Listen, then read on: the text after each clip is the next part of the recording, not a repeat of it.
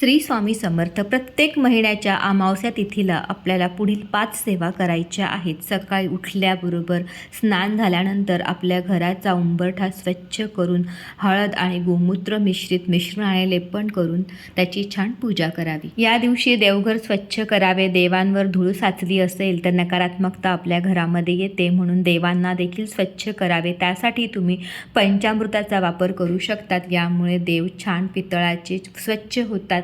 घराचा काना आणि कोपरा अमावस्याच्या दिवशी स्वच्छ करावं. जाळं मळकट काढून टाकावं. घराची फरशी पुसताना त्यामध्ये थोडंसं खडे मीठ, चिमूटभर हळद आणि गोमूत्राचे काही थेंब टाकून या पाण्याने लादी पुसावी. यामुळे घरातली संपूर्ण नकारात्मकता दूर होईल. अमावस्या ही तिथी पितरांसाठी समर्पित आहे. त्यासाठी संध्याकाळी कणकेचा एक मोठा दिवा, त्यामध्ये 4 वाती मोहरीचं तेल आणि काळे तीळ टाकून तो घराच्या बाहेर प्रज्वलित करावा.